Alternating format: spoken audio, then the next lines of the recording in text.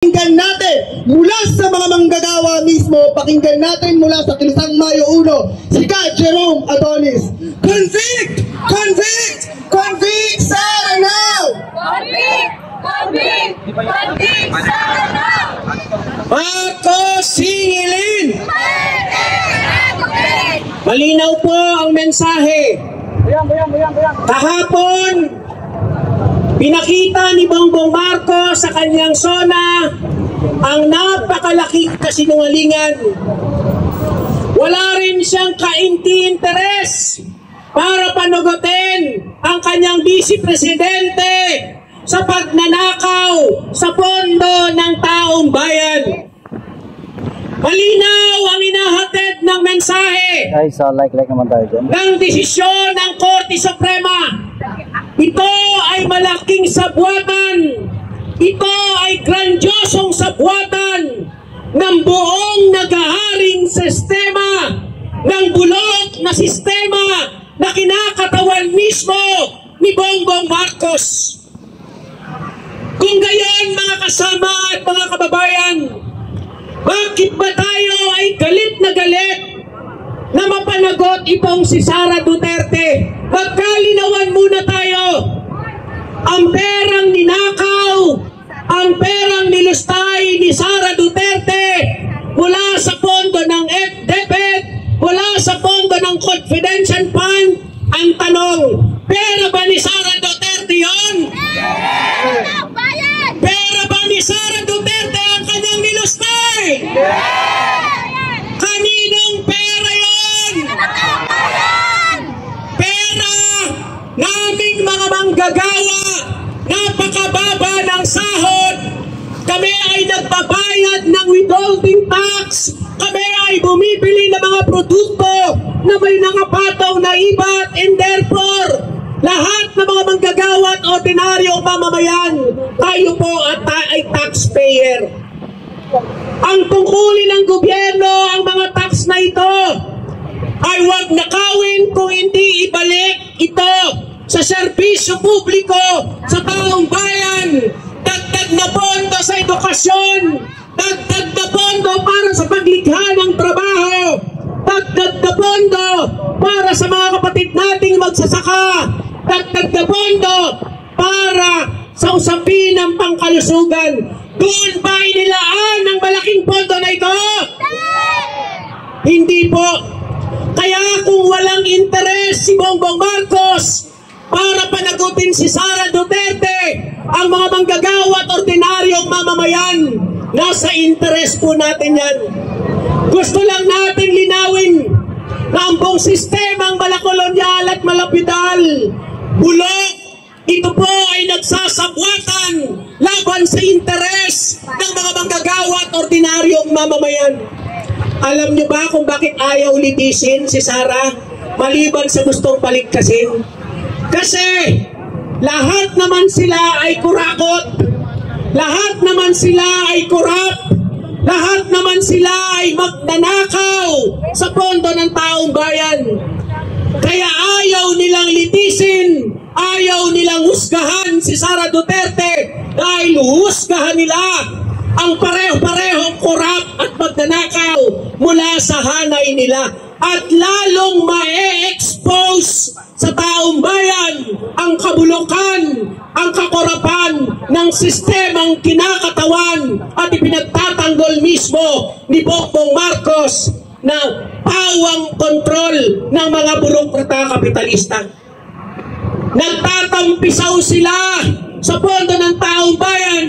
Langong-lango ang rehime ni Bongbong Marcos sa pampulitikang kapangyarihan. Kaya po ngayon, sila ay tuloy-tuloy na nagmamaniobra para iligtas si Sara Duterte sa pananagutan at iligtas mismo ang buong uring burokrata kapitalista laban sa interes ng manggagawa at ng mamamayang Pilipino na ngayon ay patuloy ang pagdurusa, patuloy ang paghihirap, patuloy ang pagdarahop at walang tulong na ginagawa ang gobyerno ni Bongbong Marcos sa napakatinding dilubyo, mga pagbaha sa ating mga komunidad. Wasak ang mga sakahan ng mga kapatid nating mga magsasaka, patuloy ang pagtaas ng presyo ng mga pangunahing bilihin. Maraming manggagawa, walang trabaho, napakababa ng sahod sa ating bansa. Kaya mga kasampa, importante, dahil walang interes si Bongbong Marcos, dapat ang mga manggagawa at mamamayan ang maningil sa kanya ng tuloy-tuloy.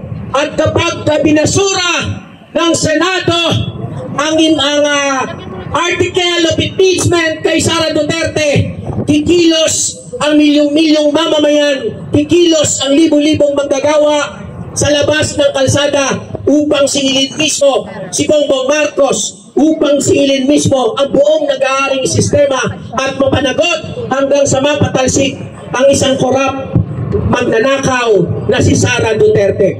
Maraming salamat, magandang hapon, mabuhay ang mamamayang lumalaban, mabuhay ang sambayan ng Pilipino na tuloy-tuloy na naghahanap ng hustisya at katarungan. Po, muli nating sigaw, Marcos singilin! Sara litisin! Isang mainit na pagbati po at pinapabot ng mga guro at sektor ng edukasyon sa lahat ng mamamayang lumalaban sa mga kurap, mga magnanakaw. Sa isang simpleng paralan, mga kasama, mga kababayan, kapag may estudyanteng mayroong kasalanan, hindi ba pinapatawag natin sa guidance office? Pero dito sa bansang Pilipinas, magnakaw ka ng milyon-milyon, tatakas, iiwas, at ang iba pa nga ay nakakatakbo pa.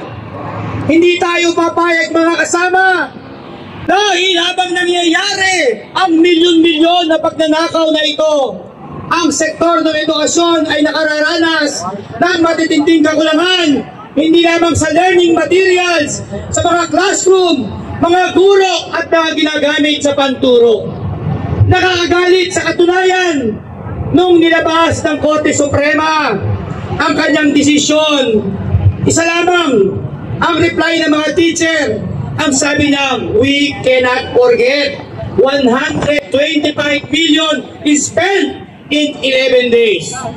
Tama yun, mga kasama, dahil nabanggit niya natin kanina, habang nagaganap ang nakawan na yun, ang teacher sa panahon yun walang laptop. Sa katunayan, ang performance-based bonus delay na nga, kulang pa nga, habang nagsisiksika ng mga bata walang learning materials sa loob ng paaralan. Pero may maririnig ka at nabalita at nangyari nung panahon na yun. Nakita naman sa congressional hearing na nanawagan ka ng 50,000 na sahod, pero may sobre, may payolang 50,000 buwan-buwan na binibigay ni Sara Duterte sa kanyang mga kasamahan sa DepEd. Nananawagan ka na dapat nag-hire na maraming teacher dahil 100,000 guro ang kulang ng time na yun, pero may dalawa kang general nung time na yon ay sumesweldo na hindi bababa ng 80,000, technical consultant pa lamang yan.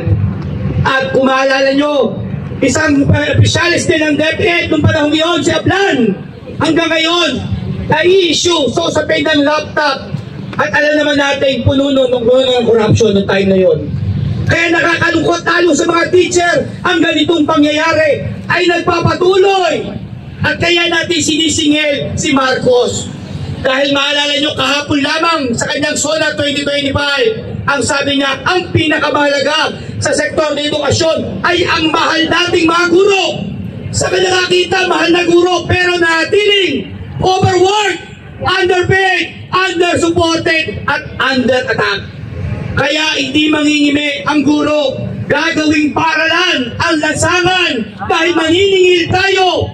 Lalagyan natin ang pagmamarka na kung saan ay dapat managot, itisin ang lahat ng mandarambog, lahat ng burokrata kapitalista na ginagawang negosyo ang pamumuno sa pamahalaan.